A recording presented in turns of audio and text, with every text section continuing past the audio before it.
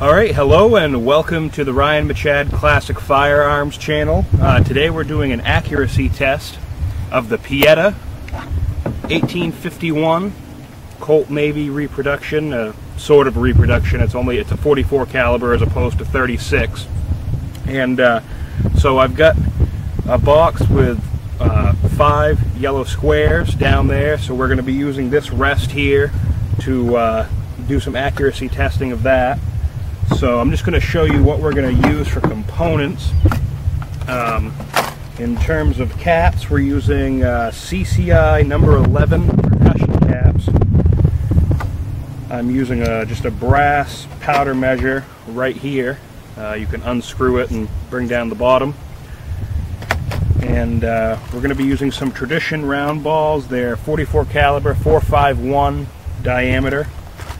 And then finally, I couldn't find any Triple F. It's kind of scarce around here, so I had to go with 2FG. Seems to work pretty good on this gun, actually. I got pretty decent accuracy the last time I shot this with it, so we'll see how it does today. If it doesn't do too good from back here, we'll move it up a little bit and see what we can do for groups. So we will get it loaded. Oh, and also, one thing I want to kind of show you guys is I made some paper cartridges.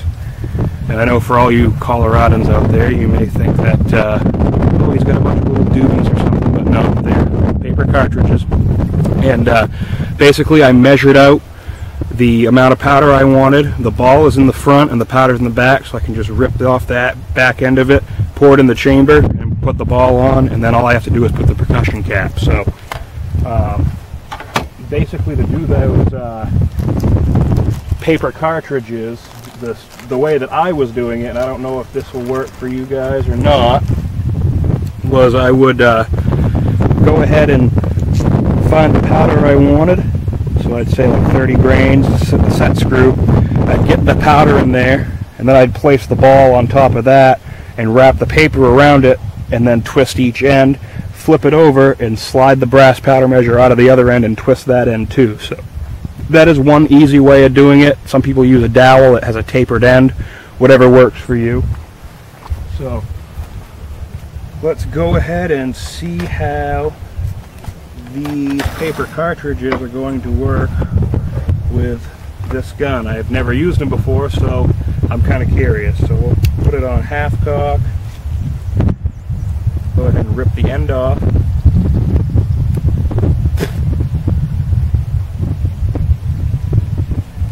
Dump the powder in.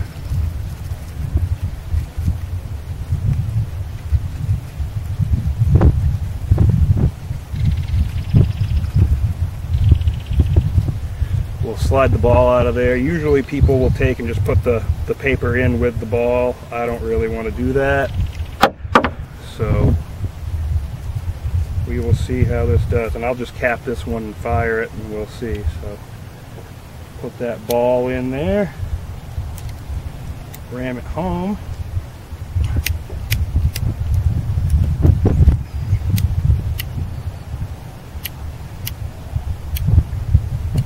I'll put my ears in before we cap it.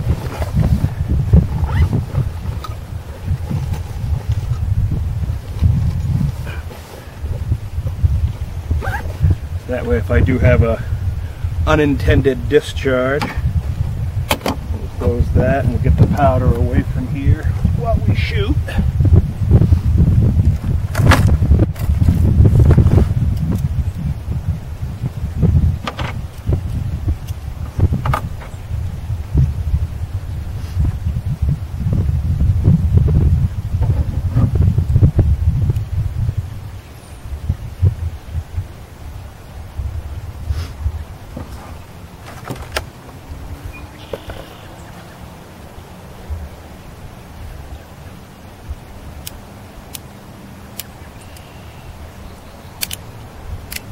And here we try it out.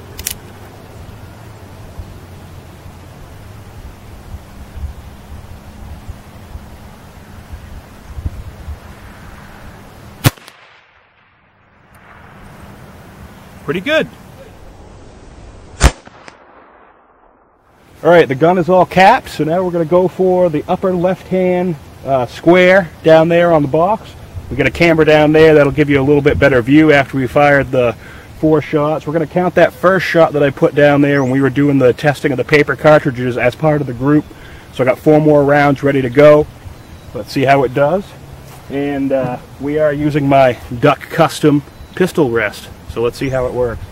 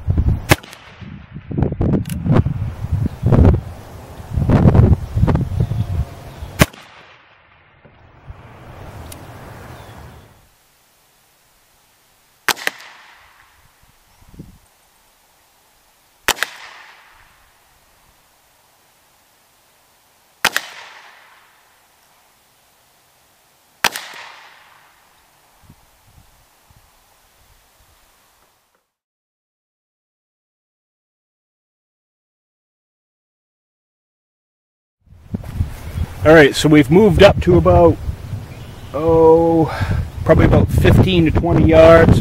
We're going to go for the middle square. Gun's all capped. We've got 5 rounds. We got another camera picking up this shot as well, so let's see how it does.